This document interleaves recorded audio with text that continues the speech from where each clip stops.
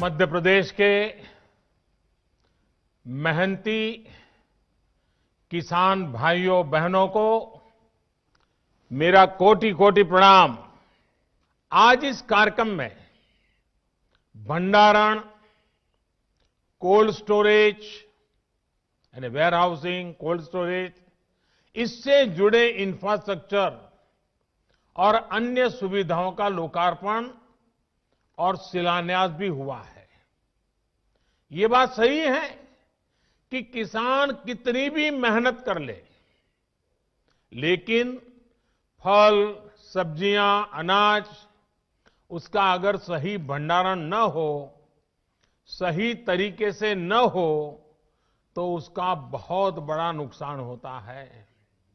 भारत की कृषि, भारत का किसान अब और पिछड़ेपन में नहीं रह सकता।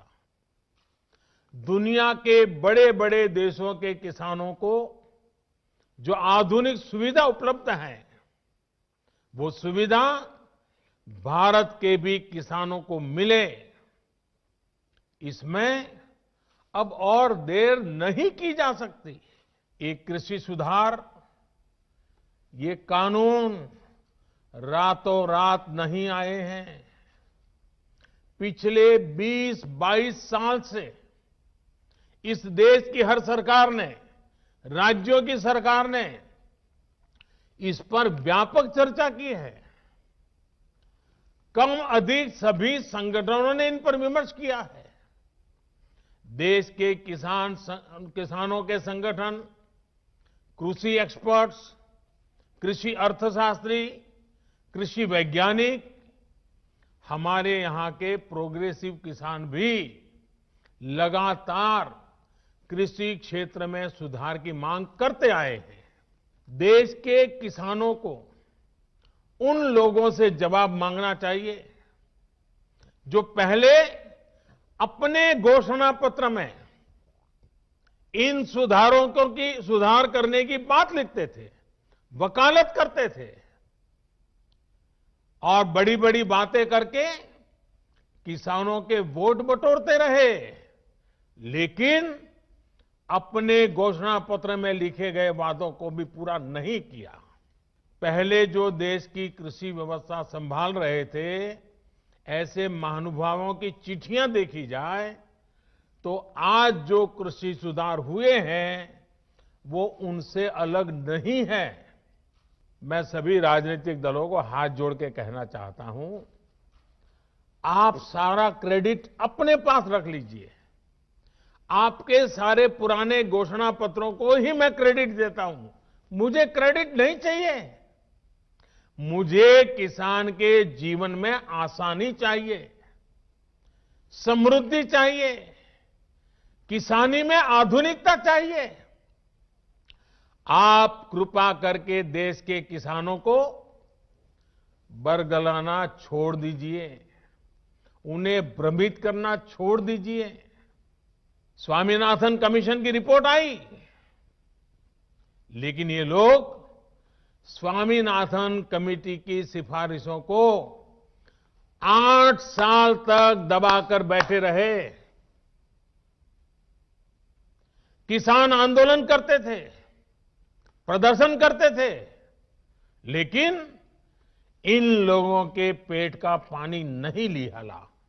हमने फाइलों के ढेर में फेंक दी गई स्वामीनाथन कमेटी की रिपोर्ट बाहर निकाला और इसकी सिफारिश से लागू की।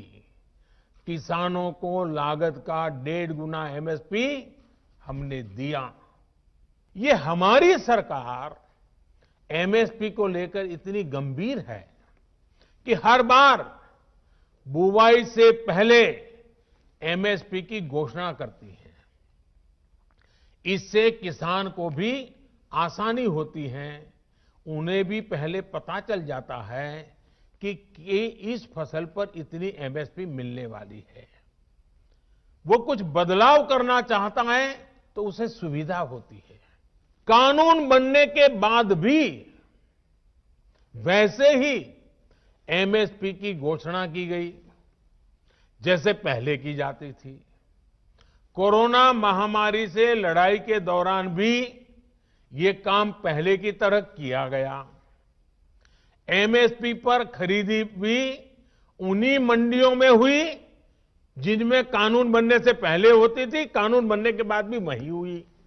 तो क्या कोई समझदार इस बात को स्वीकार करेगा कि एमएसपी बंद हो जाएगी?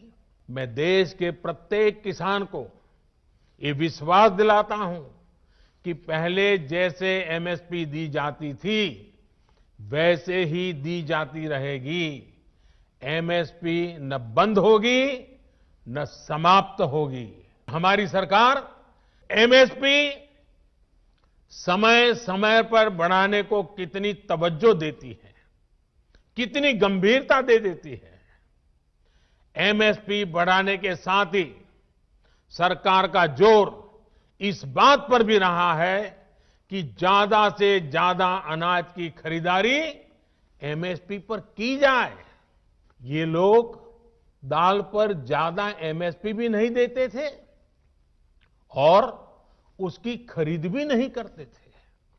हालत ये थी कि 2014 से पहले के 5 साल, उनके 5 साल, उन्होंने सिर्फ 1.5 लाख मैट्रिक टन दाल ही किसानों से खरीदी। हमारी सरकार ने किसानों से 112 लाख मैट्रिक टन दाल एमएसपी पर खरीदी। जो लोग किसानों को न एमएसपी दे सके, न एमएसपी पर ढंग से खरीद सके, वो एमएसपी पर किसानों को गुमराह कर रहे हैं। नए कानून में हमने सिर्फ इतना कहा है कि किसान अगर उसको फायदा नजर आता है तो पहले की तरह जाके मंडी में बेचे, और बाहर उसको फायदा होता है तो मंडी के बाहर जाने का उसको हक मिलना चाहिए। मंडी भी चालू है, मंडी में भी आकर के बेच सकता है। जो पहले था वो भी कर सकता है, किसान की मर्जी पर करेगा। नए कानून के बाद 6 महीने हो गए, कानून लागू हो गया। हिंदुस्तान के किसी कोने में कहीं पर भी एक भी मंडी बंद नहीं हुई है। फिर क्यों झूठ फैलाया जा रहा है? सच्चाई तो यह है कि हमारी सरकार एपीएमसी को आधुनिक बनाने पर, उनके कंप्यूटरीकरण पर 500 करोड़ रुपए से ज्यादा खर्च कर रही है। क्या कोई नया कानून बनाकर हम अचानक फार्मिंग एग्रीमेंट को लागू कर रहे हैं? जी नहीं। हमारे देश में बरसों से फार्मिंग एग्रीमेंट की व्यवस्था चल रही है। एक दो नहीं बल्कि अनेक राज्यों में पहले से फार्मिंग एग्रीमेंट होते रहे हैं। नए कानून में हमारी सरकार ने फार्मिंग एग्रीमेंट के दौरान किसान को सुरक्षा देने के लिए कानूनी प्रावधान किए हैं। हमने तय किया है कि फार्मिंग एग्रीमेंट में सबसे बड़ा हित अगर देखा जाएगा तो वो उस किसान का देखा जाएगा। हमने कानूनन तय किया है कि किसान से एग्रीमेंट करने वाला अपनी जिम्मेदारी से भाग नहीं पाएगा। जो किसान को उसने वादा किया होगा, वो स्पॉन्सर करने वाले को, वो भागीदार को उसे पूरा करना ही होगा। सरकार के इन प्रयासों के बाद भी अगर किसी को कोई आशंका है तो हम सर झुकाकर किसान भाइयों के सामने हाथ जोड़कर बहुत ही विनम्रता के साथ देश के किसान के हित में उनकी चिंता का निराकरण करने के लिए हर मुद्दे पर बात करने के लिए तैयार हैं। देश के किसानों का हित हमारे लिए सर्वोच्च प्राथमिकताओं में से एक है। मैं फिर एक बार आप सबको बहुत बहुत शुभकामनाएं देता हूं। बहुत बहुत धन्यवाद।